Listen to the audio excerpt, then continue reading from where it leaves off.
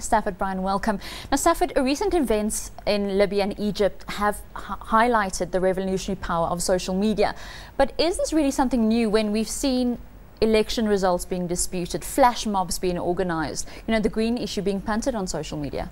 I think there's a quote that Amara Law says, we tend to overestimate the effect of technology in the short run, and we underestimate it in the long run. And I think what's happened is a personification of exactly that over the last few years. If you take a look at what's happened with mobile devices, connectivity, especially in the regions where it wasn't always there. It's arrived, it's there, and I think we've underestimated what the effect it would have on social movements, etc. But I think we should give less attribution to the social platforms being the reasons. I think revolutions will always occur. I think they're always going to be there. I think just the power and the ability now to reach and to coordinate and to communicate. I've got this thing in the kind of the commerce world that says the power of the consumer has never been as it is today. Consumers are all powerful now. They're able to reach so many people when they don't like products and services. Now we're seeing it from a political impact perspective. We're seeing it from a cultural impact, a religious impact, where people are seeing other opinions. They can listen to other people and they can mobilize. So those platforms are simply enabling. They're not revolutionary platforms themselves. And I think that's where the differentiation needs to be made. But yes, absolutely, it's quite interesting to watch it. But Brian, they are being used as those political tools at the moment. But why now? Is it because of our mobile connectivity, or is it just the best tool for the act at the moment? Yeah, I think I agree 100% with what Stafford's saying. You have to look at the demographics of where this is happening. Okay, you have a consumer, but the consumer is now 25 years and younger. Okay, so one, they have the ICT gene already built into them. They think it's very natural to use Facebook to communicate. Two is, it's ultimately about injustice.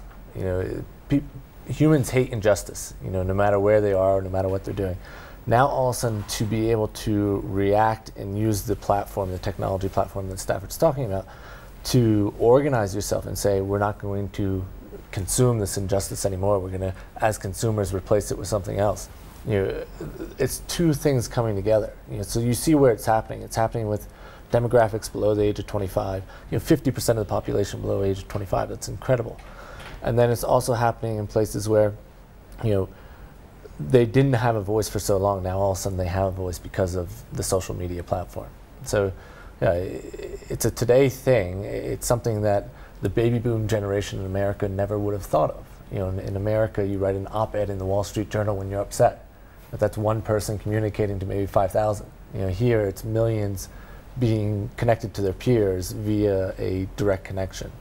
And I just to add to what Brian's saying there, I think the telecommunications fabric in these countries are starting to mature. We're seeing, the cables arriving. Brian, from the CCOM perspective, that's lit up. We're now seeing more cables lighting up. We're seeing more capacity being availed. So I think if we're going to talk about revolutionary platforms, we should talk about revolutionary telecommunication fabric, because it all plays a role. Fabric which has been brought in Africa with the arrival of CCOM and Easy. Now, so Africans have also gone under dictatorship and oppression, like with the Middle East. With this new push towards connectivity, could we perhaps see that revolution spilling over to the rest of the continent? I think it's inevitable. I think the genie's out the bottle, and I think carriers and last mile providers are all starting to figure out what the economics here are. These companies were traditionally very dependent on voice-oriented revenue, etc., and they're starting to figure out. I think within the context of this subject, what is a concerning factor is the ability for public sector organizations and entities or military entities to influence this fabric, to switch this fabric off, to stop a cell tower from communicating, because if people communicate they can mobilize, to stop certain search terms from appearing on the internet. This is also not really new. We're just seeing it within the continent that we are in, and so it's got a lot of focus. But China's been doing this with Google, where you search on Tiananmen Square and no results come up inside of China, and that's been a very controversial thing. But now in Africa, I think you're seeing spikes and governments getting in and switching off. I guess the question for the likes of CCOM and the folks is, you providing the international capacity. A lot of these platforms don't exist in the continent. Facebook's not here. Twitter is not here. So the people that would have to switch off this platform, or that would switch off access to these platforms, is the Brian Hurleys of the world. So I think the question to Brian is, with that capability, and you are the cable on the eastern seaboard, if someone said switch it off, what's your position on that? Yeah, you'd hate to have that call. Ultimately, the internet involves stakeholders beyond what we think about. We think about it as always the person at the end of the keyboard, but the stakeholders really are the governments, the people, the institutions. And where we're at right now for the very first time is we're trying to preempt some of these calls that are coming into my desk and actually having dialogues to say, A, can it be done? In America, the conversation's going on and being led by Hillary Clinton. The answer was no, you can't. The internet is just hosted in too many diverse places, so no, you can't. So they came up with the word kill switch. Now the kill switch word is being used in other sovereign nations. And the question is, what are you trying to achieve? Can it be done technically? What are you trying to achieve? Are all the stakeholders having a voice in this? Or is it purely the government who has a voice? In Egypt, they did it because the actual licenses of each operator said they had to shut it off if the government did that. I couldn't tell you in every African country, but I think most African countries, we don't have that built into our licenses.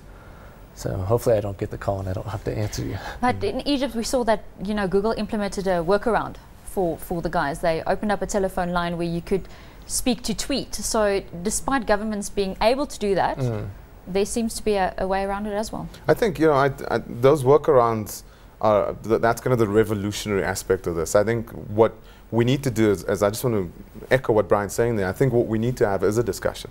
I think we need to start having discussions in the private sector, going to our public sector constituencies and posing scenarios. Because I think our scenarios are a little bit different. I think in the United States it's a kill switch because of the diversity of the POPs, the points of presence of the internet, I think may not be as real or as vast. But I think in Africa we do have single points of failures.